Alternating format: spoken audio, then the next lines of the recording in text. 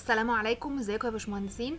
النهارده ان شاء الله هشرح اهم 3 اوامر في الاوتوكاد بنستخدمهم لما يكون الملف تقيل وعايزين نخففه او في اي اخطاء. اول امر معانا اسمه امر بيرج. لما نكتب اختصاره في الكوماند كده بي يو هنلاقيه ظهر اسمه بيرج، هنضغط كده.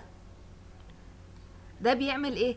ده بيخفف الملف لو في لايرز كذا لايرز معموله في الاوتوكاد، واحنا ما استخدمناش اللايرز دي في الرسم. يعني اللاير دي احنا ما استخدمناهاش في الرسم، فالامر ده بيعمل ايه؟ بيمسح اي لاير موجوده عندنا في الاوتوكاد احنا ما استخدمناهاش. فاحنا بعد ما ضغطنا الاختصار بتاعه اللي هو البي يو هنختار بيرج اول، ونضغط تاني بيرج اول ايتم، تاني نضغط بيرج اول كلوز.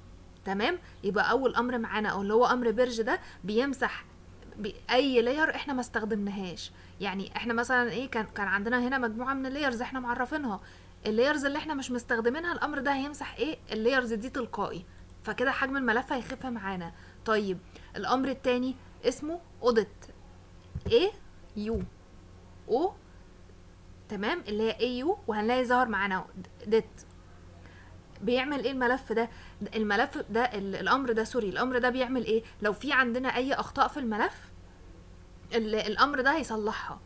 لو في اي مثلا اخطاء اللي هي مزوده حجم الملف، في مثلا فيروس، اي حاجه في الملف موجوده، الامر ده هيمسح كل الكلام ده، كل الاخطاء دي. فاحنا ايه بعد ما كتبنا اختصار الامر بيقول ايه فيكس اني ايرور، هنعمل ايه امر يس اللي هي هنكتب من الكيبورد حرف الواي ونعمل انتر. تمام، هنلاقيه بيعد تحت اهو اديت باص 700، بيقعد يعد الاخطاء اللي موجوده في الملف وهو هيحلها لوحده. تمام، يبقى تاني اول امر بيرج، تاني امر اسمه ايه اوديت. طب الامر التالت اسمه اوفر كيل. الامر اللي هو الاوفر كيل ده بيعمل ايه عشان نفهمه بعيدا بس عن الملف؟ لو احنا بس راسمين امر لاين واخدين منه بس كده كوبي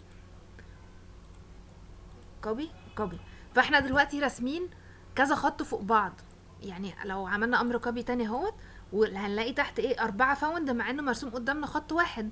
فالامر ده بيعمل ايه؟ الامر ده بيشيل كل الخطوط اللي متطابقه فوق بعض. اختصار الامر او في اي، تمام، اوفر كيل. نعمل سيلكت على اللاين كده انتر، وبعد كده نعمل اوكي.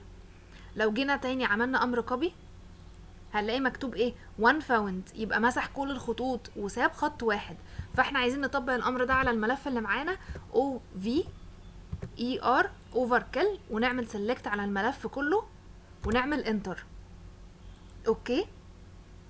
تمام، هو قال ايه ان كان عندنا 460 اوفرلابنج، وهو ايه ظبطهم، يعني ظبط مسحهم، ودبليكيت كان 1600 وشويه، و1460 اوفرلابنج. فهو الامر ده بيخفف الايه الخطوط اللي مرسومه فوق بعضها، بيمسحها ويسيب خط واحد بس. يبقى احنا كده ال3 اوامر دول بنستخدمهم لما يكون عايزين نخفف حجم الملف معانا. شكرا.